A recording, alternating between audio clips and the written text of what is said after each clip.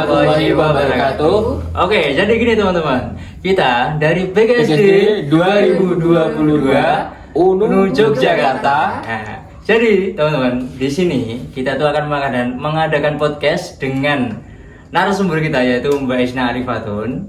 Nah, dengan tema apa? Dengan tema komunikasi yang efektif dengan peserta didik. Oke. Dan seterusnya perkenalan dulu mungkin bisa Mbak Isna. Halo PGSD Unung Yogyakarta.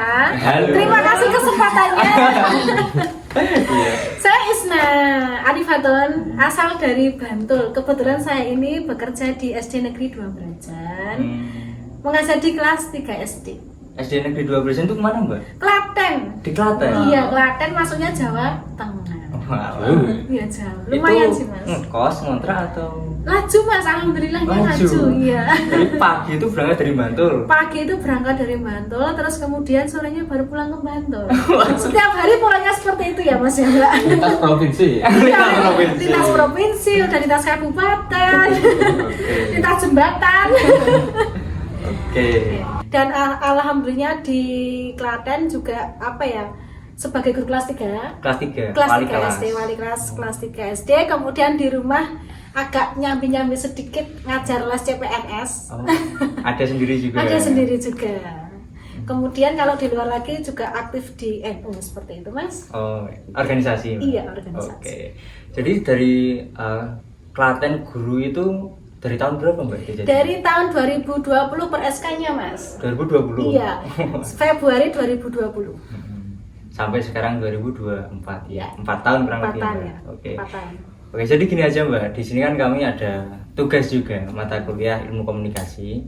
Jadi di sini kami akan ya bertanya-tanya tentang komunikasi dengan peserta didik itu. Iya. Oke. Jadinya untuk yang pertama itu gini aja Mbak. Kalau menurut Mbak Isna atau Bu Isna, itu komunikasi itu sebenarnya seperti apa sih komunikasi itu? Oke.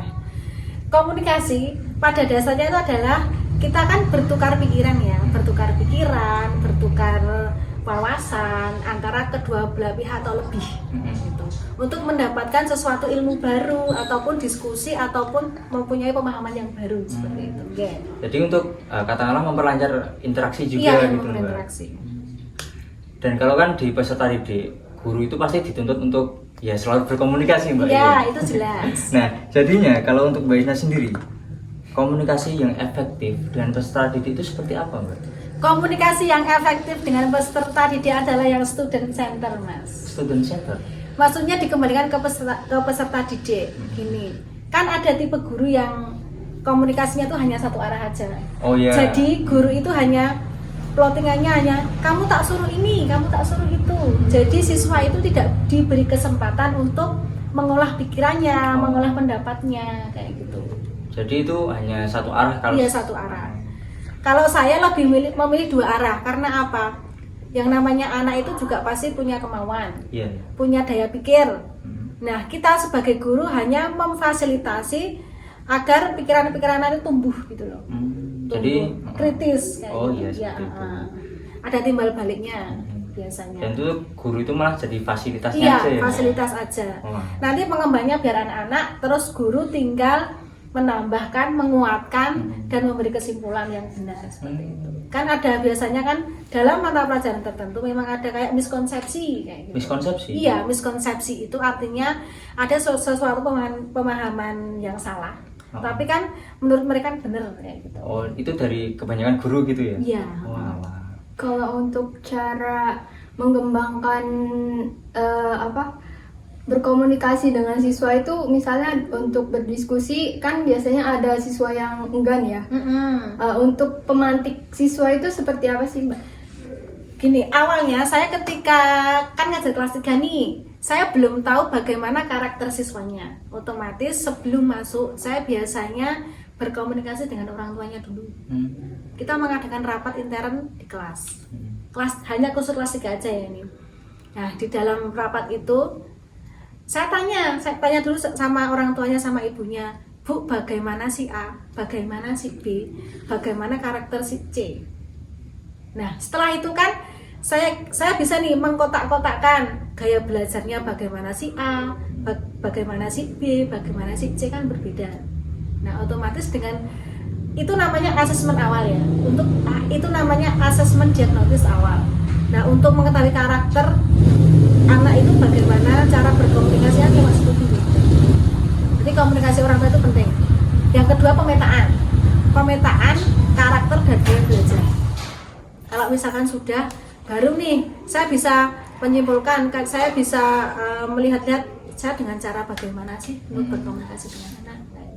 Nah, kebetulan di kelas saya ada anak yang berkebutuhan khusus. Oh, Ada. Dia termasuk slow learner. Saya bingung cara berkomunikasinya karena enggak nyambung sama sekali. Dan ini ketika saya berkomunikasi secara verbal langsung gini, enggak nyambung sama sekali. Dan saya harus bertanya dengan temannya yang dong. Yang pertama itu, yang kedua menulis. Dia kalau ditulis paham. Kalau nggak ditulis saya nggak paham. Memang seperti itu. Iya, memang ada basic-basic yang memang di tempat saya itu harus penanganan khusus kayak gitu. Tapi itu hanya satu anak ya? Satu anak. Satu anak. Dan berarti itu kalau ABK-nya itu ya? Iya, ABK-nya itu. Oke, berarti kan dari strategi yang Bu Isna atau Mbak Isna itu lebih ke student center-nya untuk komunikasi efektif. Iya. Kemudian mengadakan setelah saya berkomunikasi dengan orang tuanya, kemudian di kelas itu saya biasanya awal 3 bulan pertama itu saya nggak campur nih anak-anaknya, saya nggak campur, cuman saya plottingkan sesuai absen. Tempat duduknya itu ngaruh di komunikasi. Oh, ngaruh banget. Ngaruh. Contohnya gimana itu? Bentar. Ketika saya plottingkan tek ini sesuai dengan absen, otomatis anak-anak kan sudah belajar berinteraksi nih dengan orang. Namun mereka itu agak kurang paham ketika duduknya itu di belakang. Oh. Ya, itu sangat pengaruh. Oh, ini tak coba, ternyata sangat mempengaruhi daya tangkapnya dan daya komunikasinya. Iya, daya interaksinya. Nah, kemudian saya rubah nih setelah 3 bulan.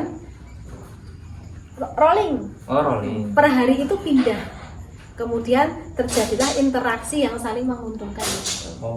Terus kemudian saya plottingkan lagi yang siswa agak pandai dengan yang siswa kurang pandai. Maksud saya agar komunikasinya berjalan. Misalkan ada tipe anak yang tidak bisa belajar sama sekali, temannya bisa membantu. Oh, seperti itu.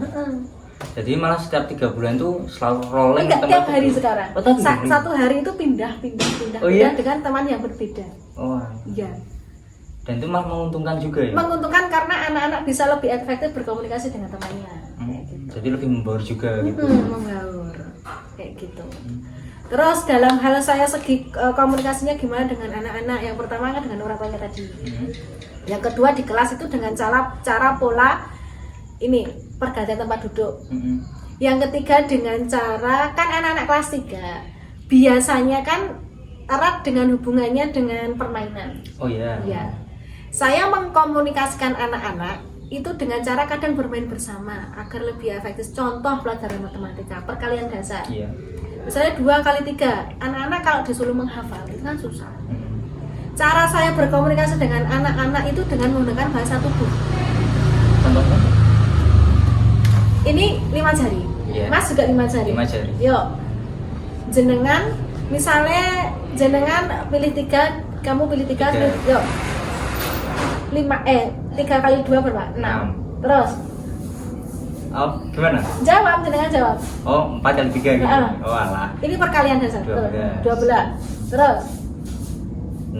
Nah, itu cara saya berkomunikasi dengan anak-anakmu juga bisa berkomunikasi dengan temannya. Jadi kayak satu siswa itu angkanya tetap gitu ya? Enggak, bebas. Oh, bebas. Oh, itu lebih efektif Mas daripada kita menjelaskan 2 kali 3 sama dengan 6. Mas berpikir dulu kan. Kalau gini, ini namanya komunikasi secara bahasa tubuh. Gini. Oh, 6. Kita jawab terus. 12. Komunikasi kan? Tubuh kena, ekspresi kena, pikiran kena. Kayak gitu, itu lebih efektif.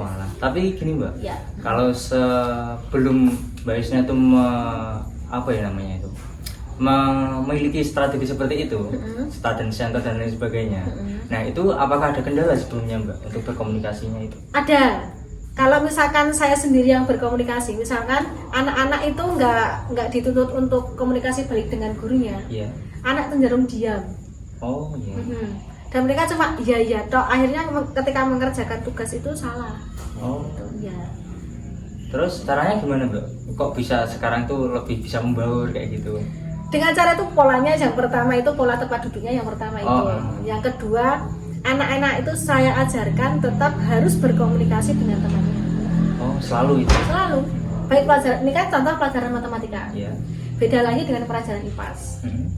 Pelajaran IPAS itu membangun, gini, pelajaran IPAS itu malah 3. Saya komunikasi dengan anak dan kedua orang tua. Karena apa? Praktek. Kemarin saya baru aja praktek ini menanam cabai contohnya. Menanam cabai. Oh, di sekolah itu? Iya, di sekolah. Itu anak-anak kan tak suruh membawa. Kan kalau kelas 3 kan kalau tak bilangin kan lupa ya. Iya. Lupa. Nah, dengan cara saya berkomunikasi dengan orang tuanya lewat grup WA. Besok praktek IPAS dengan membawa ini. Nah, kemudian orang tuanya konfirmasi ke saya, oh ini bu, iya benar, besok dibawa ya, oke dibawa. Terus kemudian kita nih membentuk kelompok kecil. Nah, kelompok tersebut saya bagi lagi.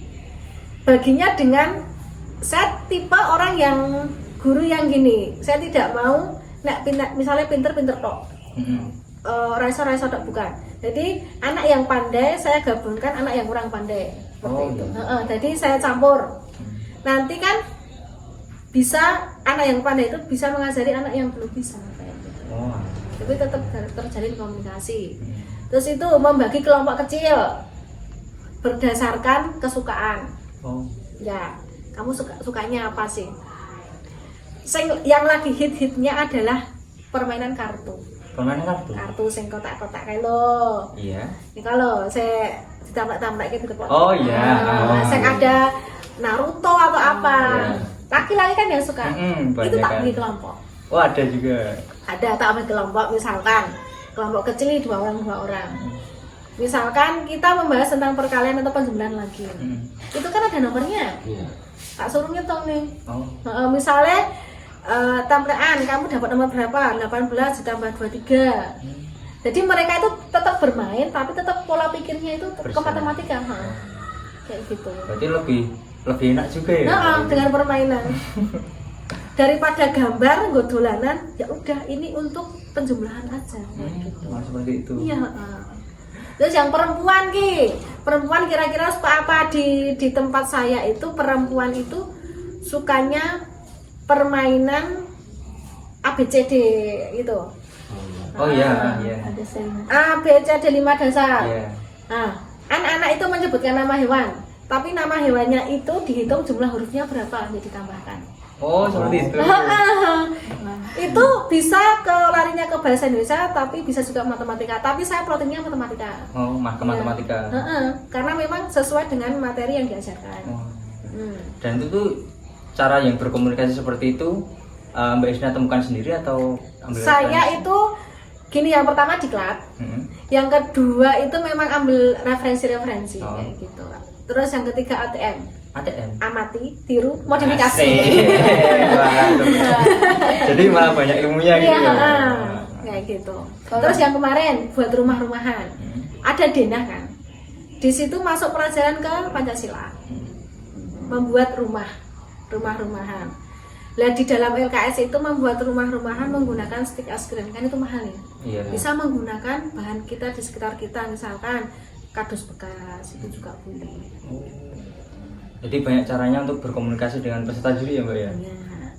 Tapi gini Mbak, kan untuk yang kurikulum apalagi merdeka sekarang kan, itu kan guru malah dituntut untuk memahami dan juga mengerti siswanya kan.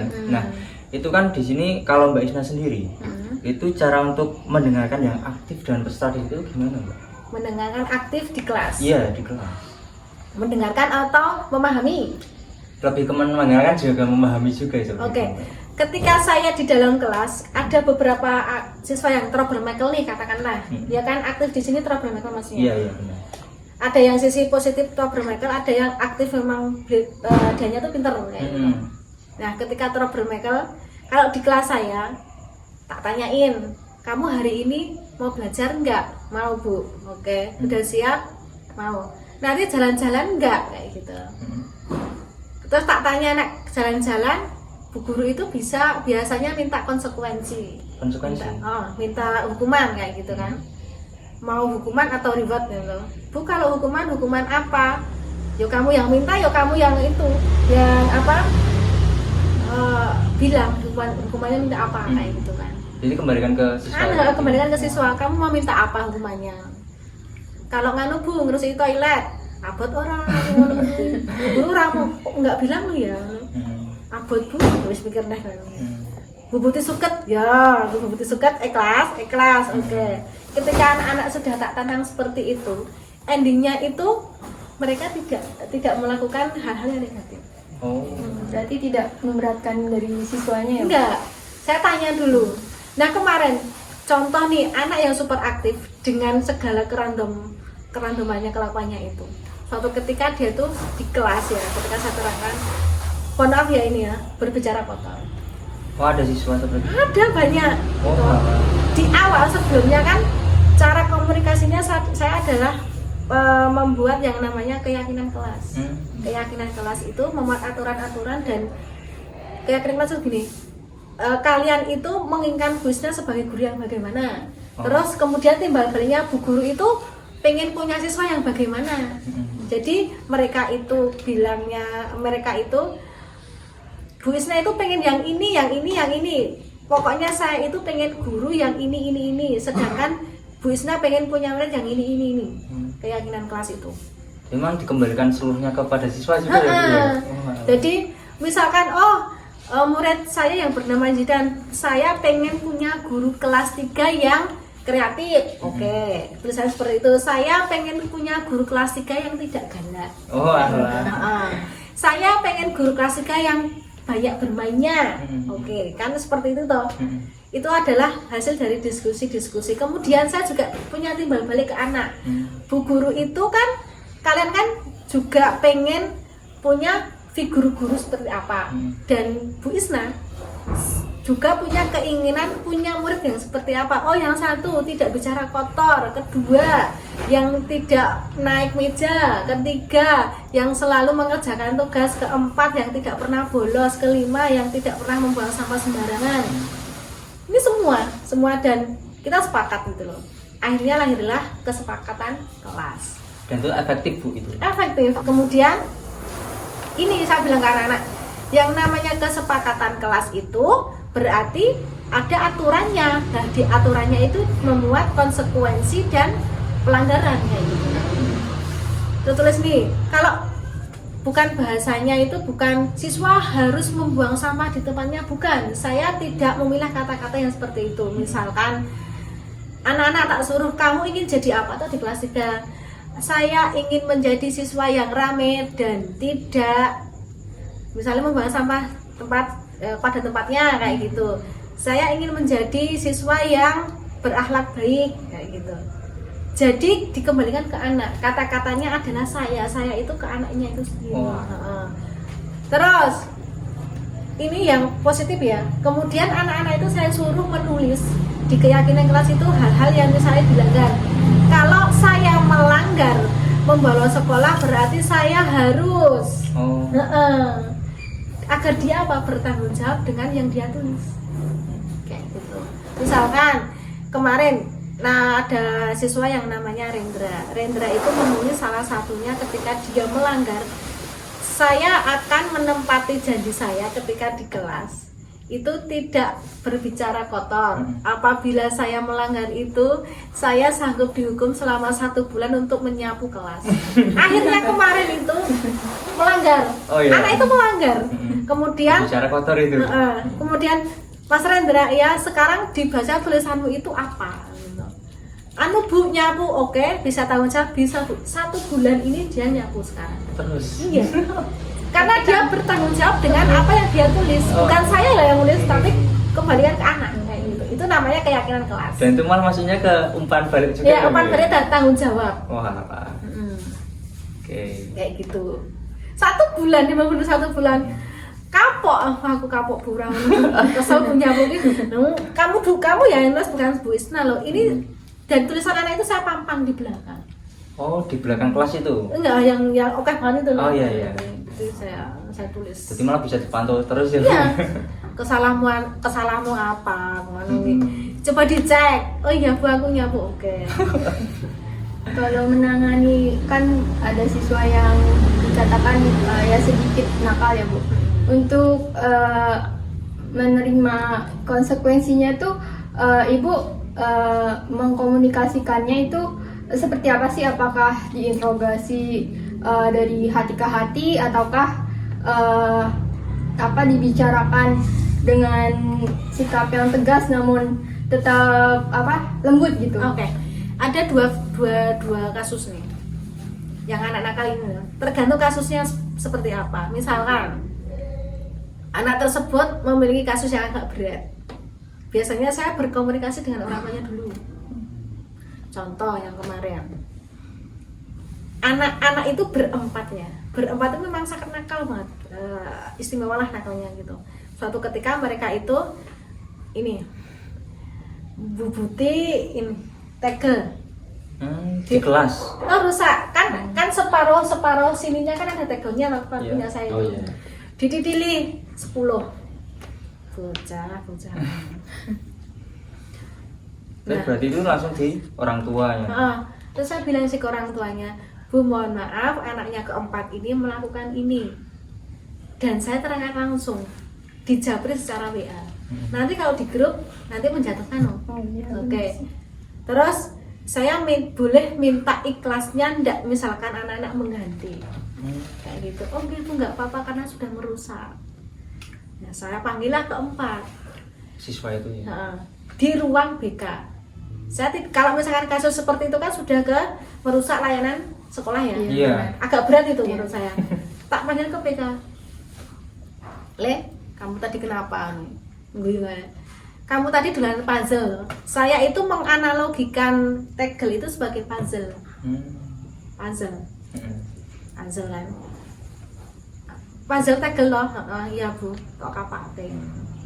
Anu Bu, tak didili Bu. Yo, aku bilang ini, yo kalau kamu itu mainan puzzle ya dibalikin seperti semula, dikembalikan seperti semula. Bu guru itu tidak menyuruh untuk untuk dandani mboten, tapi kalian coba berpikirlah caranya balik kayak piye ngono. Terus ini Bu kanggo lem glukol nih.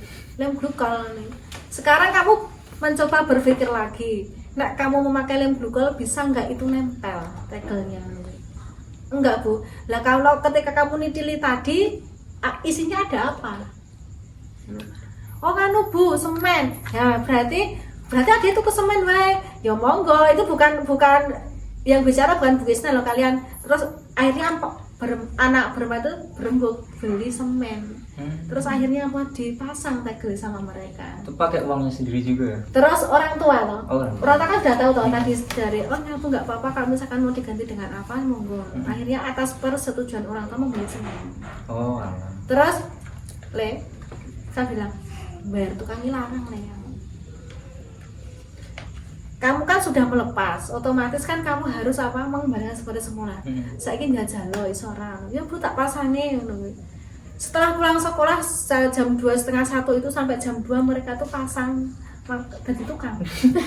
Di kelas itu ya? Bisa. Masih ada fotonya, bisa. Masih ada fotonya itu. Terus ini Bu kesal Bu, itu salah siapa? Salahku Bu, ngapura ya Bu. Ya, gitu kapok Bu ternyata kesel Bu mending sinau. Nah itu tanggung jawabnya anak-anak itu. Jadi malah bisa jadi pembelajaran juga ya Bu. Dan saya foto, saya video juga, itu masih ada fotonya di HP. Nanti tak liatin nanti. Mungkin Mas Hasin ada pertanyaan. Itu bukan, saya kan beberapa hari yang lalu lah, itu kan saya itu melihat konten TikTok, kalau nggak dirilis IG itu ada salah satu guru itu kan terlalu akrab sama muridnya. Itu sampai nomor muridnya itu di saving. Terus sang murid itu tiba-tiba ngechat sang guru kan. Itu ngechatnya itu kayak nggak senonoh gitu loh Bu. Itu jadi kalau menurut Mbaknya itu gimana? Itu tingkat apa itu yang di TikTok? SD juga. Iya. Oke. Saya tipe guru yang dekat muridnya tapi tetap Menjaga saya jarak. batas. Oh, iya. Dalam arti kehidupan pribadi saya sembunyikan. Kecuali misalkan saya dekat dengan anak itu masalah anak, Oh, iya. pelajaran dan sebagainya. Kalau mereka curhat ke saya, itu saya tampung. Tapi kalau berhubungan mereka sudah tanya tentang pribadi saya enggak. Oh, jadi masih mempunyai Oh, ya. batasan ya? Jelas itu, karena guru itu juga memiliki kemerdekaan hidup ya. Iya. Saya juga tidak mau kalau pribadi seorang guru di luar guru itu diketahui oleh muridnya. Oh. Itu sangat pengaruh di ketika pembelajaran. Ketika anak-anak itu sudah tahu merah abang hijaunya guru nih, nanti ujungnya tidak ada kesopanan kayak gitu. Toh dengan wali murid juga, saya juga jaga jarak. Misalkan wali murid itu curhat tentang anaknya, oke. Tapi kalau misalkan sudah menyangkut tentang pribadi saya tidak. Nah gini contohnya, dulu sebelum di kelas 3 saya di kelas 4, Bu Isna sudah nikah belum toh? Bu Isna sudah banyak, Bu Isna sudah menikah belum toh? Bu Isna pacarnya yang mana? Bu Isna IG-nya yang mana? Saya jawab gini, Bu Isna, saya tegaskan Bu Isna itu paling tidak suka ditanya soal pribadinya Bu Isna. Kalau mau tahu silakan datang ke rumahnya Bu Isna, yang pertama itu. Yang kedua, Bu Isna itu kalau sosial media jarang main, silakan cek IG-nya, ada kok IG-nya Bu Isna. Nah, berarti lebih yaitu mengedepankan batasan juga ya, Bu? batasan, tetap ada batasan, karena ketika tidak ada batasan nanti anak menjadi tidak sopan. Tetap ada batasan. Kalau kamu mau tahu tentang Bu Isna, silakan datang ke rumah. Saya nggak suka ditanya-tanya, langsung tak tegasin. Nggak tegasin. Langsung jadi orang yang berbeda gitu ya? Iya, tak tegasin. Walah. Tak tegasin. Dan mungkin yang disampaikan Mas Yasin tadi, seorang gurunya itu malah belum memiliki batasan sendiri ya? Iya. Kok bisa muridnya seperti itu? Nah, itu mungkin belum punya batasan. Kalau membuat TikTok, saya memang membuat TikTok sama guru-guru, sama murid-murid. Kemarin saya habis membuat konten yang namanya 4 kata ajaib. Kata maaf, terima kasih, tolong, permisi. Itu saya membuat konten dengan TikTok. Oh, di TikTok? Iya. Dikontenin. Wah. Itu masih ada videonya. Kayak gitu. Coba ini Mbak Mas, tolong HP saya bisa dicek. Ini adalah cara berkomunikasi yang efektif dengan, sekarang kan di era digital ya Mas ya. Iya. Saya itu tipe guru yang mengamini bahwa di era digital anak-anak sudah harus bisa pegang HP dan laptop. Jadi Karena apa? diperbolehkan Bu di sekolah? Tidak, gini, anak-anak kelas 5 harus ANBK ya Mas. Iya.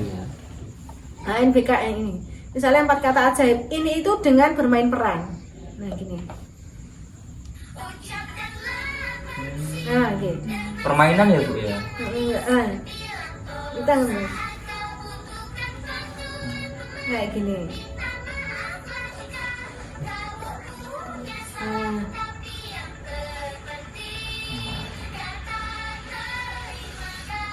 Nah, Dan ini masuk TikTok? ini kebetulan belum, Oh, belum mau ke Instagramnya SD gitu. Tapi belum upload.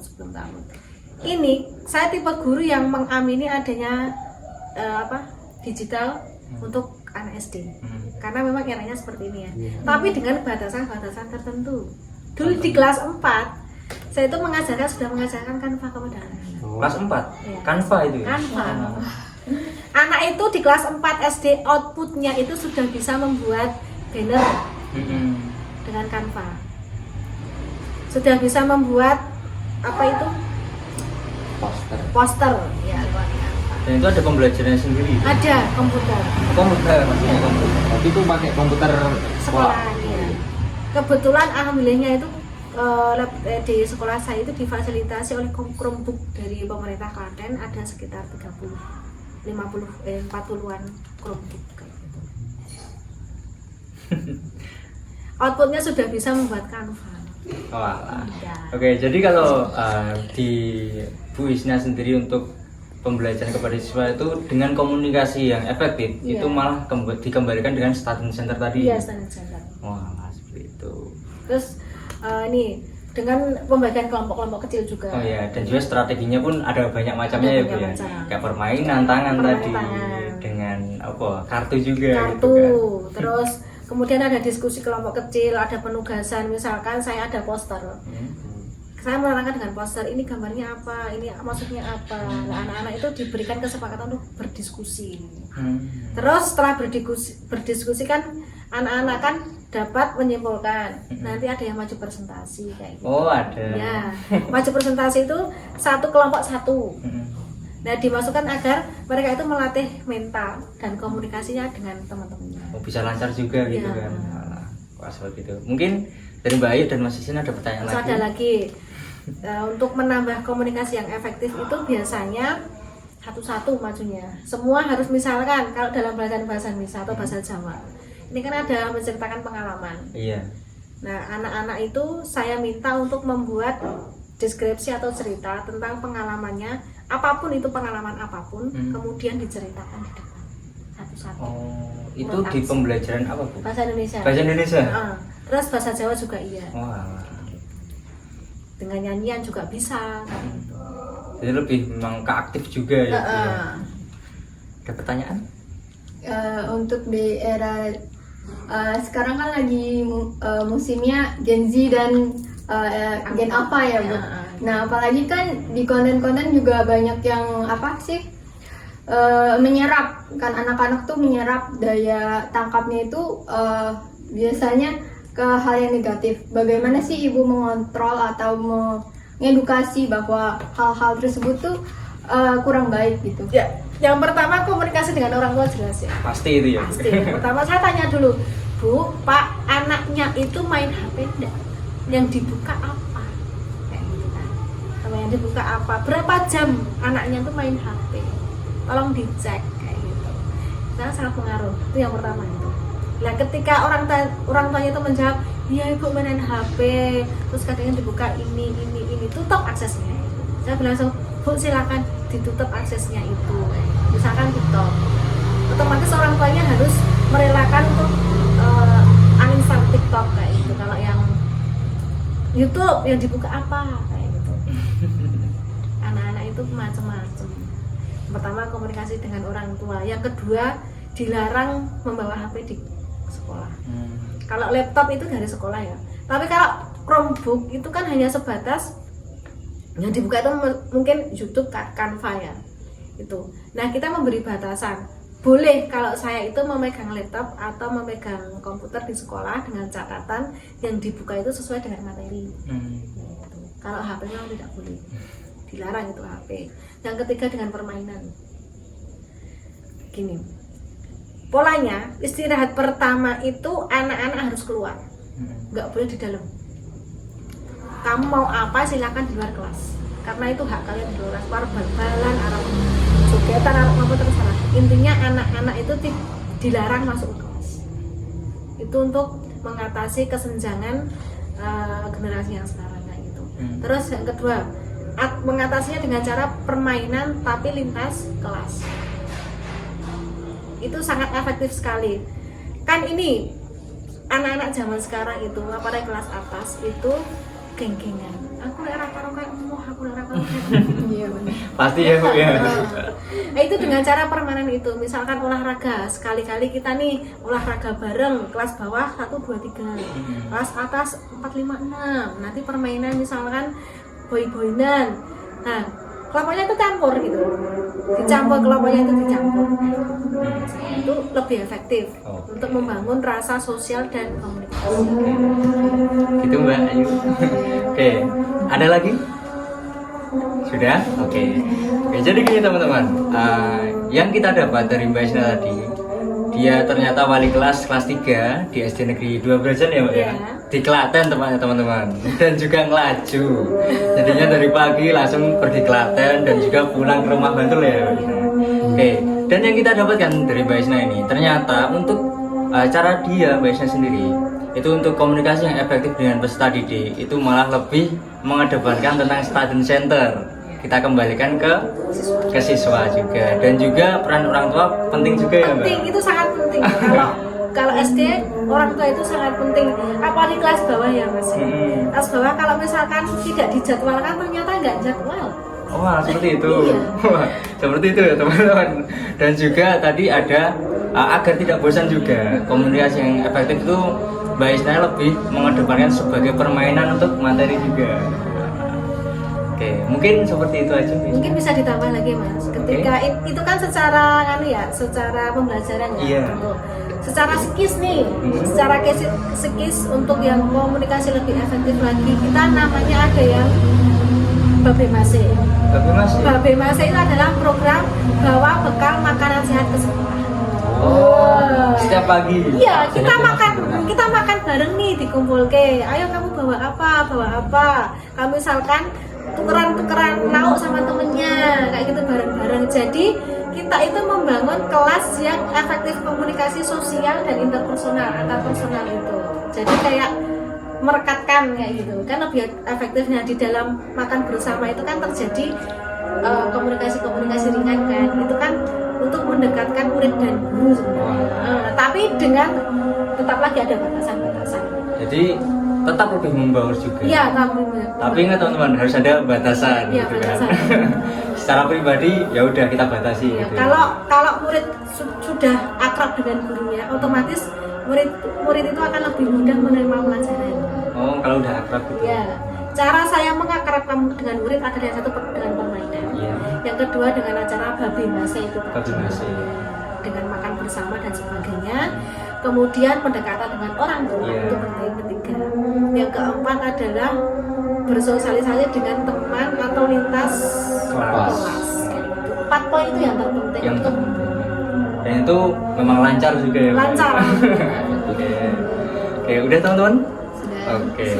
Oke, mungkin itu saja Mbak Isna. Ya. Jadi terima kasih ya Terima udah kasih ya, Mbak. mau menerima kami untuk membuat podcast ini. Dan jangan kapok datang ke gubuk saya, ke gubuk orang tua saya. Enggak ada kamunya. Ya udah, makasih ya Mbak Isna. Iya, oke siap. Dan untuk teman-teman, sekian dari kami PGSD Angkatan 22. Akhir kata, wassalamualaikum warahmatullahi wabarakatuh. Waalaikumsalam. Dadah.